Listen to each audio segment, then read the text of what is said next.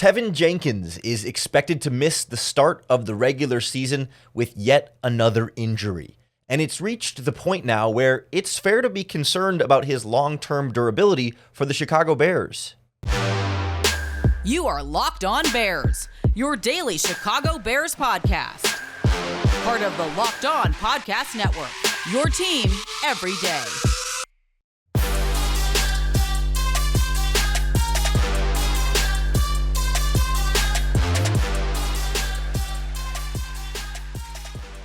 This is Locked On Bears, and I'm your host, Lauren Cox.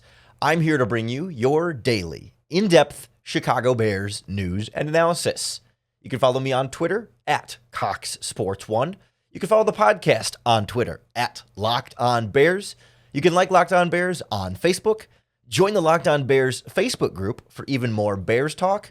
And make sure you hit that subscribe button on the Locked On Bears YouTube channel to keep up with all of our video podcasts as well.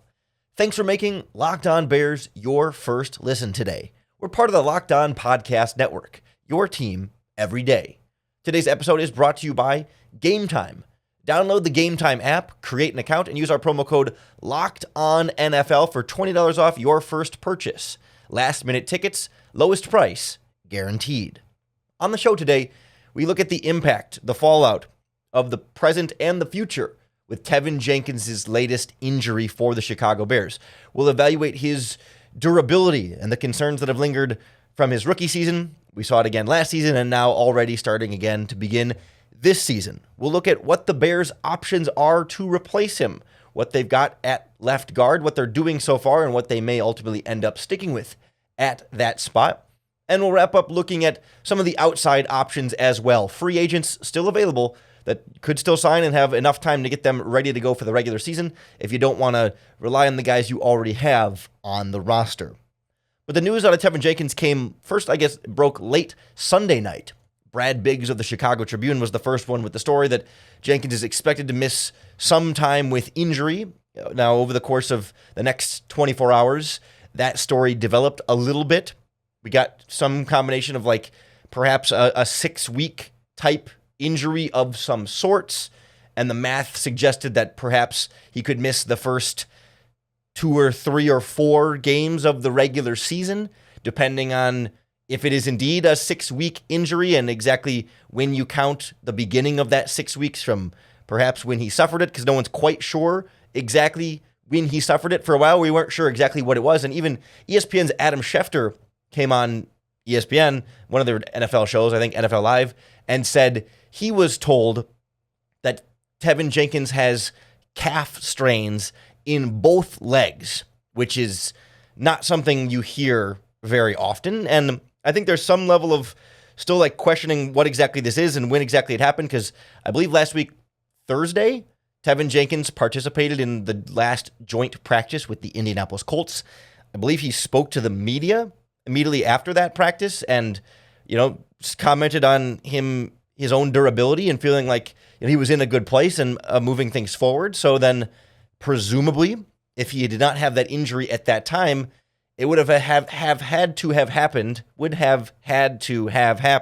a lot of has, between Thursday afternoon and Sunday night. And he didn't play in the preseason game, and I don't believe the Bears practiced on Friday, the day before the preseason game, unless they did a walkthrough type situations, but I don't know exactly how you suffer double calf strains in that time on the field. So there's a lot of unknown still surrounding this situation. The Bears, as of yet, have not confirmed any details about the injury.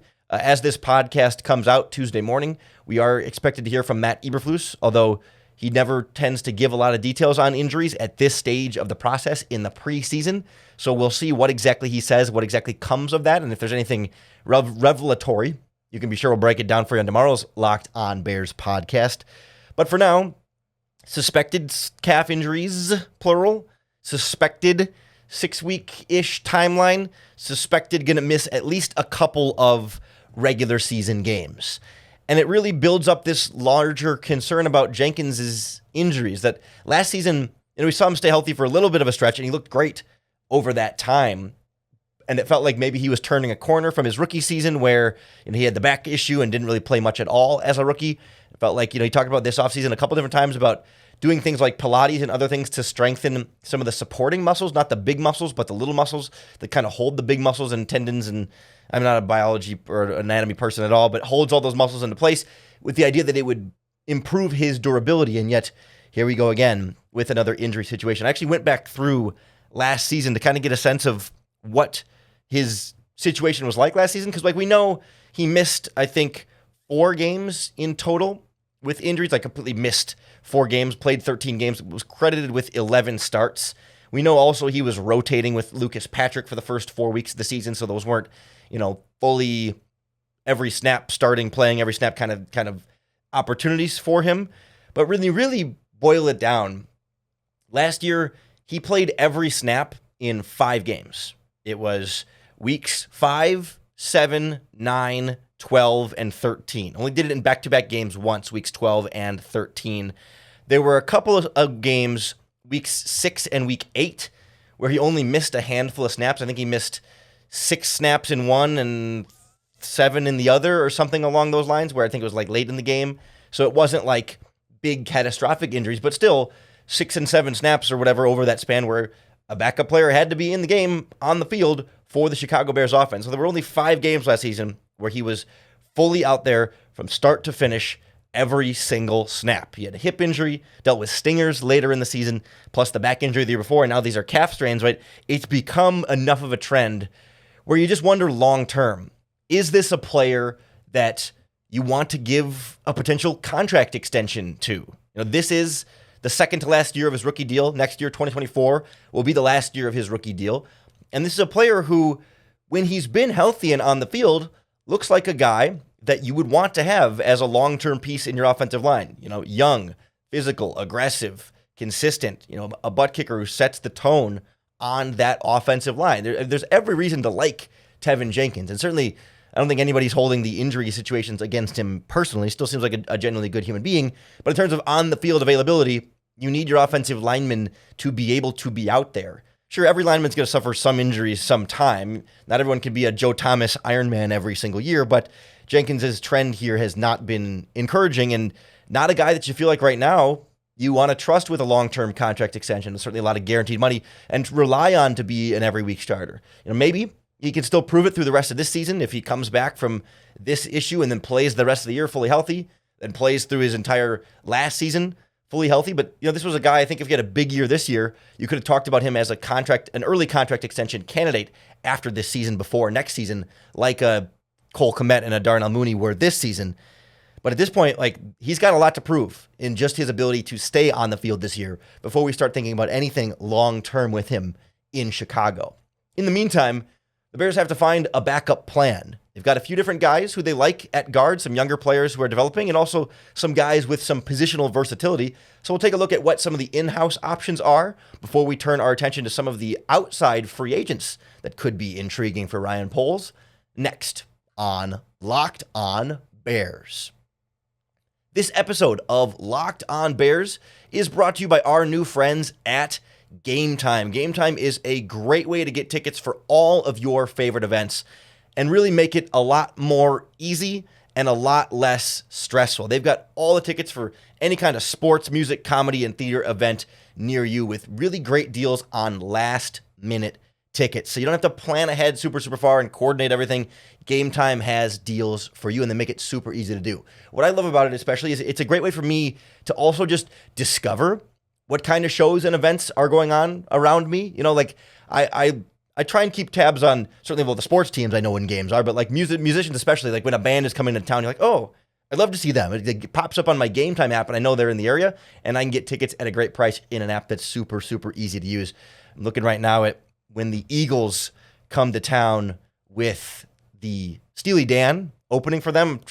I'm trying to get some tickets to that, and I'm trying to round up a group of friends, and we're going to get our tickets through Gametime, absolutely. And if you want to check it out, now is the time to do it, because if you download the Gametime app, you can create an account and use our promo code LOCKEDONNFL to get $20 off your first purchase. Terms apply. Again, create an account and redeem our promo code LOCKEDONNFL for $20 off your next ticket purchase. Download Gametime today. Last minute tickets, lowest price guaranteed. when the Teven Jenkins injury news dropped, I think right away, all of our brains went to a couple different places. Okay, like once we get past the injury history concern stuff that we just talked about, it's like, all right, now what? What do we do? Right away, you think, okay, preseason game. The Bears' backup left guard that we've seen through most of this process has been Alex Leatherwood, who they got off waivers from the Las Vegas Raiders last year. Tried him at tackle, tried him at right guard. I think now left guard seems to be where they're liking him the best. Earlier in the preseason or during training camp, when Jenkins was away from practice for a couple of days, we don't really know exactly what or for how long. Leatherwood was the one who was getting first team reps in his place, and that's who's been getting all the first team left guard reps. The other name that then jumps right away is, okay, it's Leatherwood or Ja'Tyre Carter, who's been playing really, really well at right guard throughout the preseason, but has not been asked to do any left guard, at least any significant amounts of left guard throughout this process. And so it would be a little bit of an adjustment for him to move over from the right side to the left side and get used to that as quickly as possible. But he's been perhaps the most encouraging out of that group. We just talked on yesterday's podcast about how disappointing I think Alex Leatherwood has been. He hasn't looked particularly like regular season playable. I'm not seeing a ton of progress from last year to this year. He still moves his feet really well, but then will overrun guys and certainly is not very on balance. His upper body and lower body don't always seem to be on the same page. And as a result, guys get away from him pretty easily because his base just isn't really staying with his upper body. He's lunging and reaching and just not steady and solid and consistent so far as a left guard. I do not think Alex Leatherwood is the good internal plan for replacing Teven Jenkins, even in the short term, even for a few games. I would much rather move Ja'Tyre Carter from right guard to left guard, have him get used to that spot. I know it's kind of an abrupt change, but I like, between the two, I like a lot more what I've seen from Carter, even if you still feel like Leatherwood might have a higher ceiling or more potential. When we're talking about a 2, 3, or 4 game fill-in right here, give me the guy who's better right now, which has been Ja'Tyre Carter. The Bears have opted so far for something different. The team actually practiced on Monday without Teven Jenkins, as you might expect. And instead of starting Alex Leatherwood, and instead of starting Ja'Tyre Carter and moving him over to left guard, what the Bears did instead was move Cody Whitehair from center over to left guard, and then started Lucas Patrick at center. Because that would have been the other option there too, is you could start Lucas Patrick at left guard. Patrick played guard before, he's played center before. He rotated with Teven Jenkins at right guard last season through the first 4 games of the year. Certainly he has experience there. And that's where I maybe get a little bit caught up in questioning the decision-making process here. Is that, yes, I mean, Lucas Patrick has been practicing as your backup center, so you're not necessarily moving him to a new position, but you feel like Lucas Patrick has some familiarity at left guard, so why take Cody Whitehair out of center to then move Lucas Patrick in the lineup at center when you could just put Lucas Patrick in the lineup at left guard? Do you feel like Patrick at left guard, do you feel like Whitehair at left guard and Patrick at center is a better combination for you than Patrick at left guard and Whitehair at center? Because then the problem for me is that when you bring Teven Jenkins back in, whenever he's healthy again, you're then moving Cody Whitehair back to center, and you're having Cody Whitehair have to not learn another new position, but change his position and readjust on the fly once again during the regular season. Whereas if you left Cody Whitehair at center and just plugged Lucas Patrick in at left guard, then when Teven Jenkins comes back, he just fills in at left guard, and Cody Whitehair then stays at center. So you're only changing one guy at one position. But when you're putting now Whitehair to left guard and Patrick into center, that's a different quarterback center exchange between Fields and Patrick that they have to get used to. Then they'll have to readjust to Whitehair at center, and then Whitehair will have to readjust to playing center. And not that Whitehair can't play left guard and can't play center, but why have more moving parts through this process than necessary? You have to have moving parts because you have an injury. The injury is forcing you to move some player into the left guard position. So why move Whitehair over and then back to center when you could just plug Lucas Patrick in there, or you could plug Ja'Tyre Carter in there? I totally get you want to have your 5 best offensive linemen, and you feel like Whitehair and Patrick can contribute to that. But why put Patrick back at center? Who knows? Maybe they're just for now evaluating those 2 guys and kind of seeing, okay, how does Patrick look at center versus left guard? How does Whitehair look at center versus left guard? And kind of figure out and try him at both spots for the first few practices to see which combination you like better. But I don't like the idea of moving more guys around. I like the idea of moving fewer guys around there. Perhaps we'll get some more concrete answers from Matt Eberflus here on Tuesday after practice, or some sort of answers from somebody about what the plan is for this offensive line combination in trying to replace Lucas Patrick. But I can't help but also wonder if you might as well use some of the salary cap space that you have still left, even after the Unique Ngakoue signing. The Bears still have plenty of cap space, among the league leaders in salary cap space, and that to go out and add more offensive line depth. It doesn't even have to be necessarily a bona fide plug-and-play surefire starter, but why not add even more competition at that group when maybe you're not super, at least I'm not super confident in Whitehair. Maybe they're more confident in Leatherwood than I am, but I'm not super confident in Leatherwood. Carter, I'm intrigued by, but you'd like somebody a little bit more proven right away, protecting Justin Fields in a critical spot. And there are good free agent options out there and available, even if they end up just being a backup this season. Still might be a better backup option than either Leatherwood or Carter, who could also both be potential practice squad players. There's different options here, and I think it's worth kicking the tires on at least a few different free agent options that could be upgrades for the Chicago Bears. We'll go through those guys next on Locked On Bears. The Locked On Bears podcast is brought to you by our friends at eBay Motors, and they've teamed up with Locked On Fantasy Football host Vinny Iyer to bring you some of the best fantasy football picks each week all season long. Whether you're prepping for a draft or scouting the waiver wire during the year, every week we're going to provide you with players that are guaranteed to fit on your fantasy football roster. So with draft prep underway for the upcoming season, let's see who Vinny's picked out for us in this week's eBay's Guaranteed Fit Fantasy Picks of the Week. If you're looking for a player to take in fantasy football drafts who will spark his new team's offense and also help you speed to victory, then why don't you use a luxury pick on Chicago Bears wide receiver DJ Moore. It certainly didn't take long for the former Panther to go from 0 to 60 after his big trade, cruising to an easy role as Justin Fields' new go-to guy. Moore was fine in Carolina, but he could perform even better than ever while dominating targets from a young quarterback in Chicago in an offense with some real potential to be explosive. Vinny Iyer from Locked On Fantasy Football is going to help you win your fantasy championship, and eBay Motors knows that a championship team is about each player being a perfect fit. The same thing is true for your vehicle. With eBay Guaranteed Fit, over 122 million parts and accessories for your vehicle are available right at your fingertips, so you can make sure your ride stays running smoothly all year round. We're talking air filters, brakes, batteries, taillights, aftershocks, struts, you name it, they've got it at eBay Motors. And they'll make sure it's the right fit for your car, because eBay's Guaranteed Fit helps you understand exactly what part your vehicle needs the first time you look for it.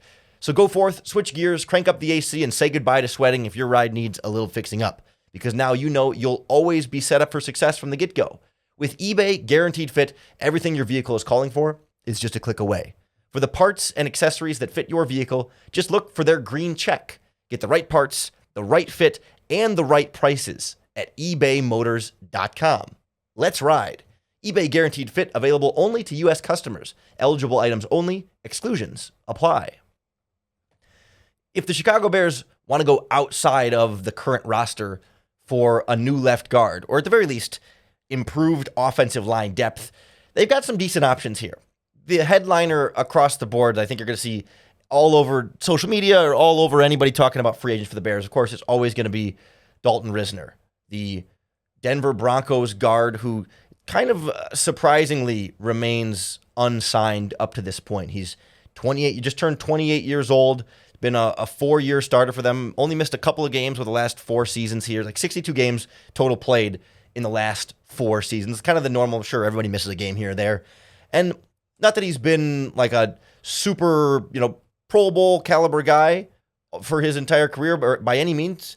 I mean, there's a reason he is still available, right? He's not like a bona fide stud who's going to dominate and be this, absolute steal, but like he's relatively young, relatively consistent, pretty darn good in pass protection. Maybe not as physical and dominant in the ground game, but certainly can hold up his own, in terms of moving backwards versus moving forwards in that regard. Smart player for the most part. Like checks all the boxes as a guy that if you had a vacancy at guard and you needed a free agent fill-in, go get him. Like sure, maybe finances are a part of this process, but they were for Unique Ngakoue too. And eventually You find a way to do a 1-year deal with a lot of money, throw their way. You're not hurting yourself long-term financially, and it can be a great fill-in starter right there at left guard, and boom, you're all set. I can see where if you're Risner, maybe you're waiting for an opportunity to go to a place where you could start for 17 games instead of 3, because, you sign Risner, he starts for 3 games, and then Teven Jenkins comes back, then Risner's back on the bench, and does he want to spend all season on the bench? I think he wants to play, put tape out there, and try and get another big contract next offseason. So maybe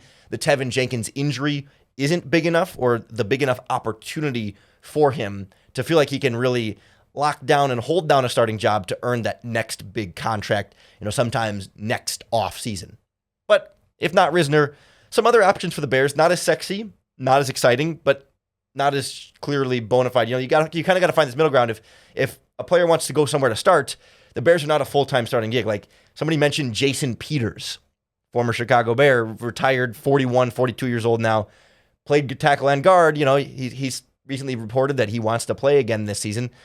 I don't think he wants to come to the Bears again to play 3 games, right? He wants to play, I would assume, and so maybe not quite the right fit there. But how about former Chicago Bear Michael Schofield? He started last season when Teven Jenkins was injured. He was a part of this offense. He knows the system. He's a veteran. He certainly wasn't a guy that we were thrilled with or super excited about, but he started games. He's not only for the Bears, but he started games throughout the league. Like he wasn't awful. He was not good, but he wasn't awful. He wasn't terrible. I think he would be better than Alex Leatherwood is right now, and maybe better than Ja'Tyre Carter. Carter's a wild card at this point. We can't say that for sure, but certainly Schofield has that right combination of knowing the system, so it'd be an easy pickup, easy to pick back up in that regard. He's not going to be expensive, not going to be expecting to be a 17 games, starter by any means, but you still feel like he could be a valuable piece of depth who can play either guard spot, has played some tackle before in his NFL career too, so there's some versatility there. It just seems like that one feels like a little more of a no-brainer, unless the Bears just really weren't satisfied with what they saw from Schofield last season and just don't want to even run that back. A couple other veteran names that could be thrown around out there that I'm not expecting the Bears to go after either of these guys, but we're talking about guys with starting experience, a lot of snaps under their belts, who are not so good that they're waiting for a better opportunity, but not so terrible that they're not worth signing. Like they could still be upgrades. Andrew Norwell, most recently of the Washington Commanders. He started most of the season last year for them at left guard. A little bit underwhelming for them. And again, there's a reason he's still a free agent at this stage of the process, but started for a while for the Jaguars before that and had some great seasons, early career with the Carolina Panthers. I think he made a first-team All-Pro and maybe a Pro Bowl. He's been kind of hovering around that early in his career and now a little bit on the older side. I think he's, 31, about to be 32 during this season. So you know what you're getting there, right? Like veteran guy who's been around the block a little bit, maybe not as good as he used to be, but still has a little something left in the tank. Similar guy, Justin Pugh from the Arizona Cardinals. Spent the last 5 or 6 years there playing left and right tackle. Originally a first-round pick by the Giants back in 2013 out of Syracuse.